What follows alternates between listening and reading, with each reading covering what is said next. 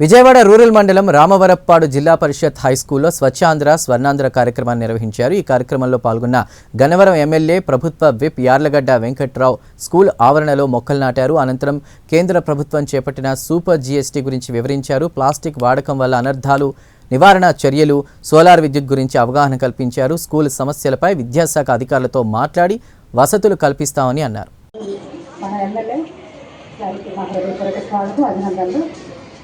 ఎప్పుడు సార్ మన స్కూల్కి వచ్చినప్పుడు ఇప్పటికి 4 సార్లు వచ్చారు. ఒకసారి కూడా హరీ బరీగా ఏదో ప్రోటోకాల్లో వస్తున్నారు, వేరే పనులకు వెళ్తున్నారు. ఈసారి మన ఎమ్మెల్యే గారి ద్వారానే పైకి పంపబడిన ఒక ఫైలు మన కొత్త స్కూల్ బిల్డింగ్ గురించి ఎమ్మెల్యే గారు అంతా చొరవ తీసుకుని అదంతా కూడా దగ్గరుండి ఆయన ఫైల్ పంపించడం జరిగింది. దాని గురించి మళ్ళీ ఒకసారి మన హెడ్ మిస్టర్స్ గారు కానీ మన స్టాఫ్ కానీ మన ఎమ్మెల్యే గారికి నా ద్వారా వినిపించేది ఏమంటే త్వరగా అది ఎక్కడ లాభంలో చూసుకుని సార్ మనం ఆ స్కూల్ బిల్డింగ్ త్వరగా స్టార్ట్ చేసుకోవాలని కోరుకుంటున్నాం సార్. ఇప్పటికే చాలా క్రౌడ్ పిల్లలు అది ఎక్కువయ్యారు బాగాను. అది చాలా నీట్ ఉంది మనకు భవనం.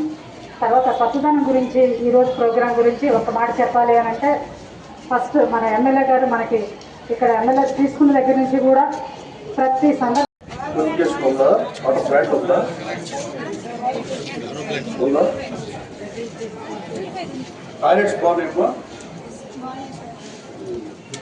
ఏం కావాలి మీ స్కూల్కి? వేరేది పెట్టాము కదా, అది కాకుండా ఇక్కడ ఏం కావాలి? కలర్ లేకుండా ఎన్నాళ్ళ నుంచి ఉంది స్కూల్?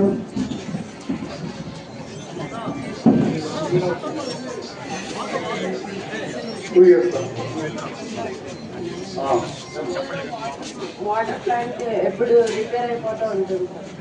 ఒక మంచి బ్రాండ్ వాటర్ ప్లాంట్ ఒకటి పెట్టిస్తాం. రిపేర్ చేయాలి.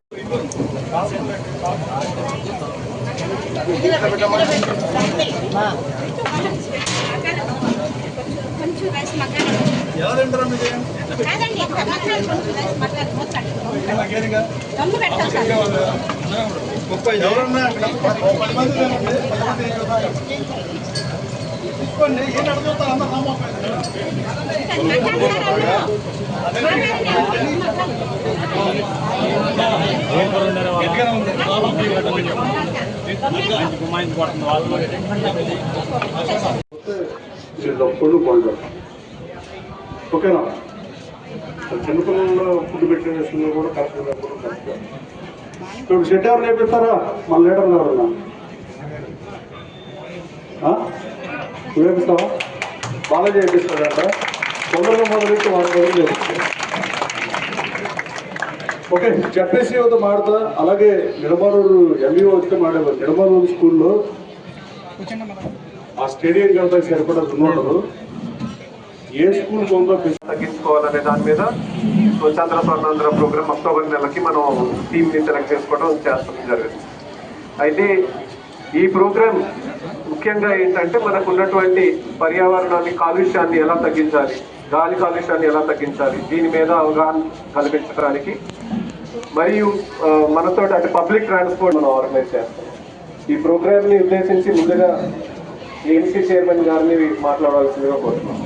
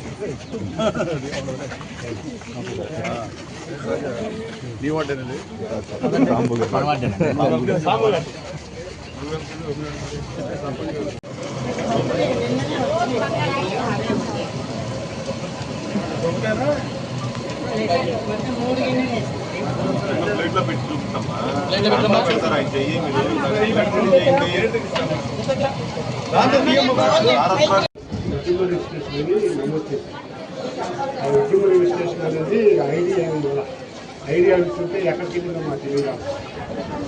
ఇక్కడ పంచాయతీ నమోదు చేసింది.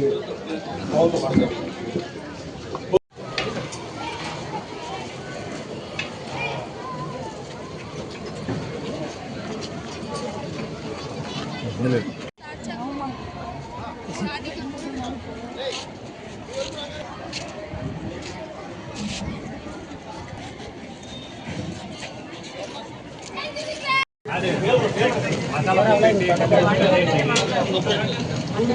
దిప్తుంది తెట్టేసుకుని తప్ప మన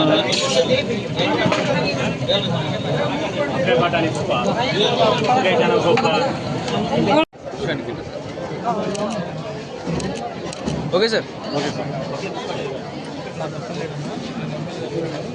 స్పోర్ట్స్ ఎక్విప్మెంట్ కానీ ఇవన్నీ మీరు కొనుగోలు చేసుకోవచ్చు.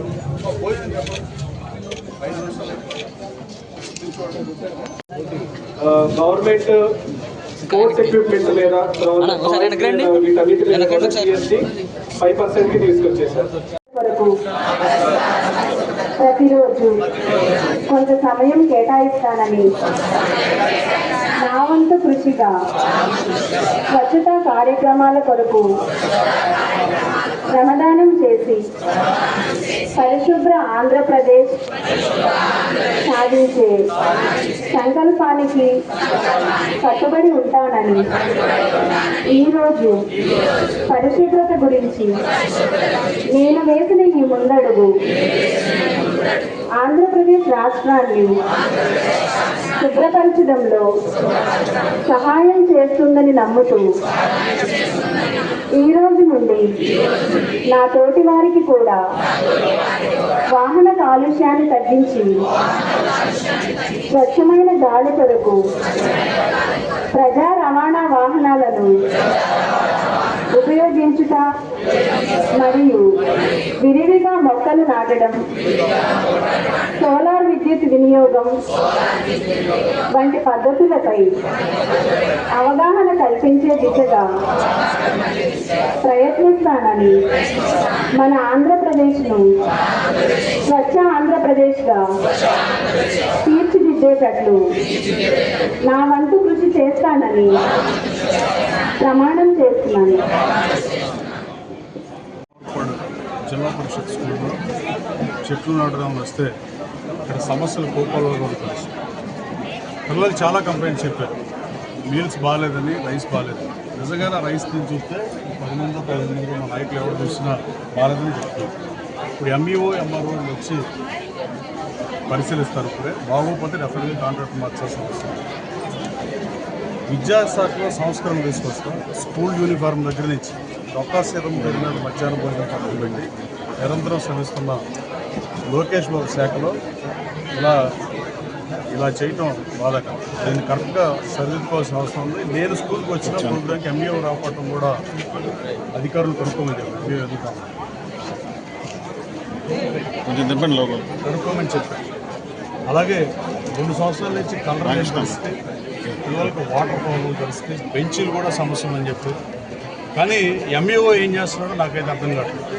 MEO కనీసం నా నోటీస్ తీసుకొస్తే నేను ప్రభుత్వం నుంచో CSR ఫండ్స్ నుంచో లేకపోతే ఎవరో ఒక దాతలు ఉంటేనో మీల్ షెడ్ కూడా లేని పరిస్థితి.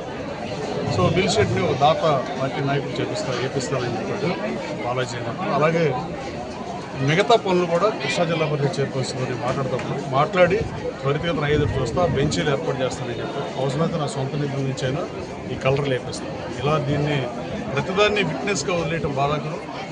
సమస్యలు ఉన్న స్కూల్ యాజమాన్యం కానీ, హెడ్ మాస్టర్ గారు కానీ, టీచర్స్ కానీ వాళ్ళు టీచ్ చేయటం వరకు వాళ్ళ బాధ్యత. పిల్లలకు పాఠాలు చేయడం వాళ్ళ బాధ్యత తప్ప ఇవన్నీ చేయాల్సిన బాధ్యత ఉంది. కానీ MEO ఏం చేస్తున్నాడు అనేది ఎవరిని అడుగుదాం అనుకున్నా పూర్తిగా ఈ స్కూల్లో ఉన్న సమస్యల్ని కనీసం మా ఆఫీస్కి కానీ నా దృష్టికి కానీ తీసుకురాకపోవడం నేను తీవ్రంగా పరిగణిస్తున్నా. చట్టం ఏం చెప్తుందో చూసి దాన్ని బట్టి చేస్తాం. అలాగే ఈ కాంట్రాక్టర్ కనుక ఈ మీల్స్ బాగాలేదు కాబట్టి కాంట్రాక్టర్ మార్చేయకపోవడం, విశాఖ నుంచి అడిగినా కూడా ఇదే పరిస్థితి 3 సార్లు చెప్పినా మారలేదని చెప్పే పరిస్థితి. ఎట్టి పరిస్థితుల్లో ఈ నియోజకవర్గంలో ఇలాంటివి జరగడానికి వీల్లేదు. రాబోయే కాలంలో వీటన్నింటినీ అడ్రస్ చేస్తాం. రాబోయే 1 వీక్ అడ్రస్ చేస్తాం. ఏమేం చేయాలి స్కూల్కి అనేది. డస్ట్ లోగం ఉందని చెప్పారు, గ్రావెల్ అందుబాటులో లేదు కాబట్టి ఇక్కడ డస్ట్ అన్న తోలిస్తాను నేను. అలాగే లంచ్ మీల్ షెడ్కి ఆయన నేర్పిస్తాను తెలియజేస్తూ, అలాగే ఈ కలర్లు కానీ ఇవన్నీ జిల్లా పరిషత్ పంపించి ఎస్టిమేషన్ నేర్పించి, అలాగే పిల్లలు వెళ్ళేటప్పుడు ఇబ్బందులు, చిన్న ఇబ్బందులు ఇవన్నీ వీటన్నిటికీ ఫైనాన్షియల్ నీడ్స్ కాదు, డబ్బులు ఉంటే చేసే పనులు కాదు. కేవలం అధికారులకు ఇన్ఫార్మ్ చేస్తే పరిష్కారం అయ్యే సమస్యలు కూడా సమస్యల్ని విట్నెస్గా ఉన్న ఎంఈఓ తీరుని తప్పుపట్టాల్సిందే పరిస్థితి. ఎంఈఓని పిలిపించి వివరణ కోరాలి. Thank you. శనివారం ఈ కార్యక్రమాన్ని చేస్తూ ఉన్నాం.